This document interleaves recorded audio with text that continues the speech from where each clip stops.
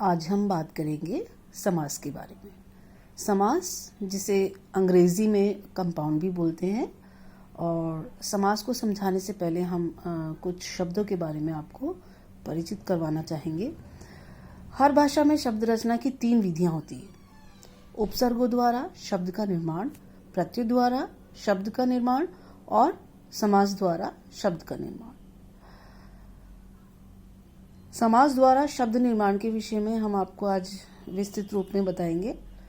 समास रचना में 2 शब्द परस्पर मिलकर एक नया शब्द बनाते हैं। जैसे मैं आपको उदाहरण देकर समझाती हूँ। पर्ण धन कुटीर, पर्ण कुटीर। नेत्र धन हीन यानी नेत्रहीन। नीला धन कंठ, नीलकंठ। ये सारे के सारे शब्दों में 2 शब्दों के परस्पर मेल से एक नया शब्द का निर्माण हुआ है। इसमें समास प्रक्रिया में जिन 2 शब्दों का मेल होता है, उनके परस्पर भिन्न आपस में अर्थ भिन्न होने के बाद इन दोनों के योग से जो नया अर्थ बनता है, नया शब्द बनता है, उसका अर्थ इन दोनों से ही भिन्न होता है। दोनों शब्दों के जो भिन्न अर्थ है, यानी हमने बात किया पर्ण धन कुटी। पर्ण और पर्ण का अर्थ अलग होता है और कुटी का अलग होता है। ऐसे ही हमने बात की है आपसे नेत्रहीन। नेत्र का मतलब आंखें और हीन मतलब जिसके नहीं है, नेत्रहीन। ठीक है, तो इस नेत्रहीन का तीसरा अर्थ हमारे सामने आता है जिसके आंखें नहीं है। नेत्रहीन मतलब जिसकी आंखों में ज्योति नहीं है, वो ऐसा नेत्रहीन।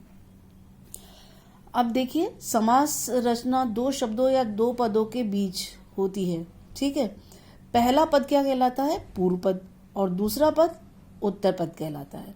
पूर्व पद तथा उत्तर पद के संयोग से जो नया शब्द बनता है उसे हम समस्त पद कहते हैं। समझने के लिए ध्यान दें। देखिए, पहला पद 2 शब्द है, परस्पर 2 शब्द मिले। पहला पद पूर्व पद कहलाता है और दूसरा पद उत्तर पद कहलाता है। और उन दोनों पदों के, पूर्व पद और उत्तर पद, इन दोनों पदों के योग से जो नया शब्द बनता है वह आपका क्या कहलाता है? समस्त पद। ठीक है, जो नया पद बनता है वह समस्त पद कहलाता है। अब मैं आपको कुछ उदाहरण देती हूँ समस्त पद के, जैसे देशभक्त। तो इसमें 2 शब्द है। पहला है देश, दूसरा है धन भक्त। पहला जो है उसको देश हमारा इस देशभक्त में पूर्व पद है और भक्त हमारा उत्तर पद है। इस पूर्व पद और उत्तर पद के दोनों के योग से जो एक नवीन शब्द का निर्माण हुआ है उसे हम कहेंगे समस्त पद, और वो हमारा शब्द बनता है देशभक्त। इसी प्रकार से हम एक और उदाहरण से समझाना चाहेंगे। जैसे पंच धन आनन, पंचानन।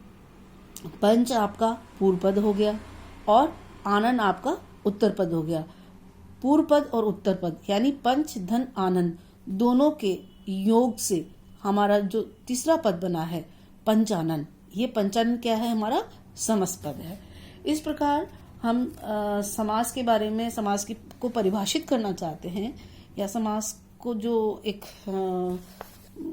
पूर्ण परिभाषा जब हम बनाते हैं कि समास क्या है, समास क्या होता है, तो हम इस तरह से कह सकते हैं कि भिन्न अर्थ रखने वाले 2 शब्दों या पदों, जैसे पूर्व पद तथा उत्तर पद के मेल से बना तीसरा नया शब्द या पद समास या समस्त पद कहलाता है, तथा इस प्रक्रिया के द्वारा समस्त पद बनता है। यानी ये समास प्रक्रिया कही जाती है।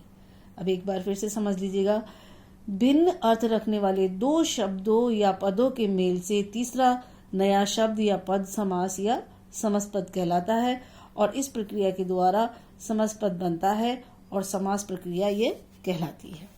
ठीक है, अब हम जब समस्त पद से समास का हम परिभाषित करते हुए बताते हैं, तो हम आपको बताएंगे समास विग्रह क्या होता है। समास को जब तोड़ा जाता है तो समास विग्रह किस तरह से होता है, और उसके दोनों के ही अर्थ, जो पद हमारे हैं पूर्व पद और उत्तर पद, इन उत्तर पद और पूर्व पद में क्या भिन्नता आ जाती है और समस्त पद में क्या इन दोनों को मिलान करने के बाद में जो नवीन पद का सृजन होता है वो क्या किस प्रकार से हमारा बनता है वो मैं आपको बताती हूँ।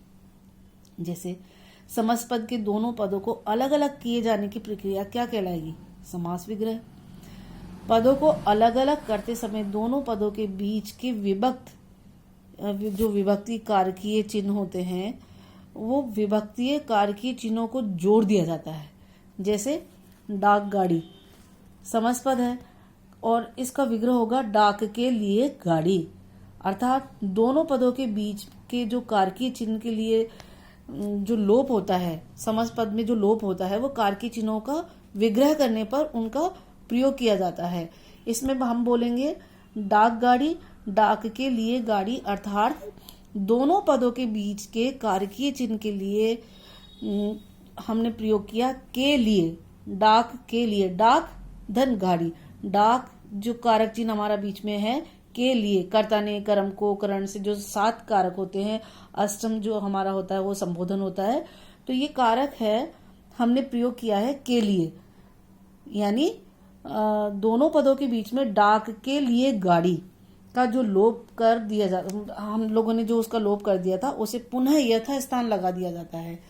अब एक और उदाहरण देखिएगा, यश प्राप्त, यश धन प्राप्त, तो यश को प्राप्त, इसमें हमारा जो समस्त पद है यश प्राप्त, इसमें कारक या कोई विभक्ति का प्रयोग नहीं किया गया है, लेकिन जब हम इनका विग्रह करेंगे, जब इन दोनों शब्दों को अलग अलग करते हैं तो हम इसमें कारक या विभक्ति का जो प्रयोग करते हैं और इन्हें पुनर्स्थापित करते हैं।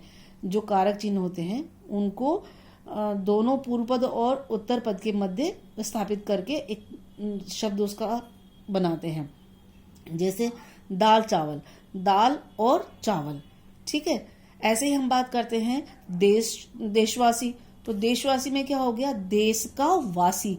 देशवासी में हमारा समस्त पद है लेकिन इसके अंदर कारक और विभक्ति जिसको बोलते हैं वो लोप है इसका, और जब हम इसका विग्रह करते हैं तो इसमें हम विभक्ति के रूप में हम का जो है कर्ता ने कर्म को करण से संप्रदान के लिए आपादान से अलग होने में, इस तरह से जो ये शब्द है कारक और विभक्तियों के, इन कारक चिन्हों के माध्यम से समास विग्रह में पुनर्स्थापित कर दिया जाता है, ठीक है। तो इस प्रकार हम जब समस्त पद को अलग अलग करके और कारक विभक्तियों का प्रयोग करते हैं, कारक और विभक्तियों के चिन्हों को पुनर्स्थापित करते हैं, तो वह हमारा समास विग्रह कहलाता है। इस प्रकार हम देखते हैं कि समास विग्रह प्रक्रिया के दौरान दोनों पदों को अलग अलग किया जाता है। जो आपका पूर्व पद है और जो आपका उत्तर पद है, उन दोनों पदों को अलग किया जाता है और दोनों के बीच कोई न कोई कारकीय चिन्ह भी लगा दिया जाता है। अतः हम इसको किस तरह से परिभाषित करेंगे? अब हम इसको परिभाषित करेंगे, समास विग्रह वह प्रक्रिया है जिसमें किसी समस्त पद के दोनों पदों को अलग अलग किया जाता है तथा समस्त पद बनाने से पहले जिन कारकीय चिन्हों का या कारकीय चिन्हों या अंशों का लोप कर दिया जाता है उन्हें पुनः दोनों पदों के साथ जोड़ दिया जाता है, ठीक है। तो ये हमारा हो गया समास विग्रह की प्रक्रिया यानी समास विग्रह।